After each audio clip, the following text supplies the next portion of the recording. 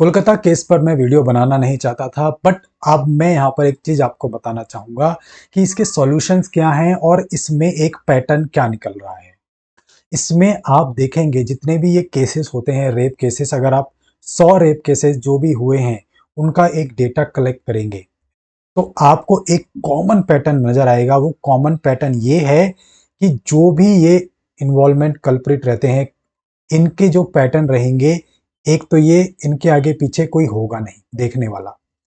ये अनमैरिड होंगे, इनकी शादी हुई नहीं होगी, ना इनके बीवी होंगे ना बच्चे होंगे, माँ बाप की ये सुनते नहीं होंगे, घर से छोड़ चुके होंगे, घर से भाग चुके होंगे, मतलब इनके आगे पीछे पूछने वाला कोई नहीं होगा। दूसरा, ये गरीब होंगे। ठीक है, अब यहाँ पर ये मत बोल देना कि मैं गरीब के अगेंस्ट बोल रहा हूँ, मैं उन अमीरों के अगेंस्ट क्यों नहीं बोल रहा जो बीएमडब्ल्यू से कुचल देते हैं या बड़ी बड़ी महंगी गाड़ियां चलाते हैं, तो उस डिस्कशन में मत चले जाना। प्रॉब्लम ये है कि जब कोई अमीर आदमी कुछ करता है, कुछ भी क्राइम करे, चाहे वो गाड़ी चला के, दारू पी के, तो बोलने को बहुत सेक्सी लगता है, बोलने को बहुत आराम आता है, गरीबों को बहुत मजा आता है बोलने में, मिडिल क्लास को बहुत मजा आता है बोलने में। लेकिन जब कोई गरीब इन्वॉल्व हो जाए किसी केस में, तो वहां बोलने में बहुत डर लगता है, क्योंकि गरीब के साथ तो पूरा देश खड़ा है जी, सरकार खड़ी है, राशन बांट रही है, हर चीज गरीबों के लिए कर रखी है, सारी स्कीमें गरीबों के लिए। तो कैसे मुंह खोलें? हम तो क्लासिस्ट हो जाएंगे कि हम गरीब अमीर का भेदभाव करते हैं। लेकिन अगर ये जो रेप इंसिडेंट्स हैं जो भी सिटी में हो रहे हैं, मेट्रो सिटीज में या कहीं भी, इनमें कॉमन पैटर्न देखिए कि जो ये लोग हैं जिनके आगे पीछे कुछ नहीं है, जो अपना गांव छोड़ के आ गए हैं, इनको ना बीवी है ना बच्चे हैं, ना इनका कोई आगे पीछे अकाउंटेबिलिटी कुछ है ही नहीं, यही लोग आपको इन्वॉल्व होते मिलेंगे ऐसे क्राइम्स में, जिनका कोई मोरल नहीं है, जिनको कोई पूछने वाला नहीं। तो अभी हल्ला करने से, प्रोटेस्ट करने से, बहुत सजा देने से, कड़ी सजा देने से ये आदमी खत्म नहीं होंगे सोसाइटी से। आपको ऐसा लगता होगा कि ये लोग कहीं चले जाएं, ऐसे लोग बिल्कुल गायब हो जाएं, ये लोग फिर भी इधर ही रहेंगे। चाहे उस क्राइम के जो क्रिमिनल होंगे, जो भी सस्पेक्ट है, उसको कितनी भी बुरी से बुरी सजा मिल जाए, ये लोग हमारे समाज में फिर भी हैं।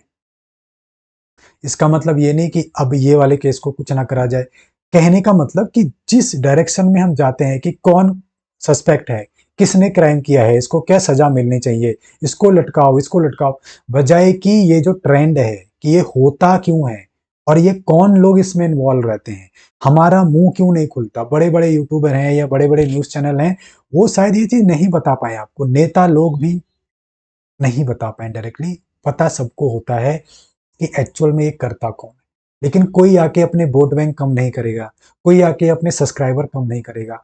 मेरे जैसा चैनल जिसके कोई सब्सक्राइबर नहीं है, मैं खुल के बोल सकता हूँ, वही गरीब आदमी जो बिना किसी अकाउंटेबिलिटी के रोड पे घूम रहा है, मोबाइल में, हाथ में मोबाइल लिए और तरह तरह के वीडियोस देखकर, रील्स देखकर, वो ही इनके पीछे है। 1000 में से आप केस उठा लेना, 900 से ज्यादा केस ऐसे ही लोग मिलेंगे जो इन्वॉल्व थे। जो दिल्ली में कांड हुआ था, बहुत बड़ा रेप कांड, उसमें भी ऐसे ही लोग इन्वॉल्व थे जिनके आगे पीछे कुछ नहीं था, घूमते थे ऐसे, आज यहाँ कल वहां, कुछ पूछा तक कोई नहीं पूछने वाला। तो यही लोग मिलेंगे समाज में। हम जितनी भी प्रार्थनाएं कर लें, कैंडल मार्च निकाल लें, ये लोग बिल्कुल गायब नहीं होने वाले, ये बिल्कुल ही खत्म नहीं हो जाएंगे। जैसे जंगल, और जब जंगल में शेर रहते हैं या जंगली जानवर रहता है तो वो वहीं तक रहता है, वो शहर में नहीं आता कभी। लेकिन जब वो शहर में आ जाता है तो वो दिखने लगता है, अलग से पहचान में आता है। लेकिन इंसानों में एक अलग चीज है, जानवर अगर इंसानों के बीच भी अगर आके रहेगा, तो भी हमें पता नहीं चलेगा कि इसके अंदर क्या भावनाएं हैं, क्या फीलिंग्स हैं, ये किस सोच के साथ हमारे साथ रहने आया है।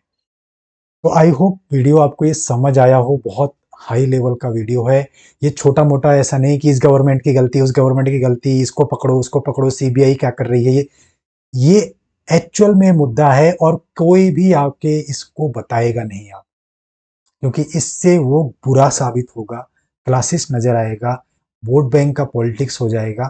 लेकिन हमको ये बोलना है। दूसरी चीज, जितने भी लोग ये देख रहे हैं इंसिडेंट जो हुआ है, क्या ऐसा कभी किसी लड़के के साथ हो सकता है?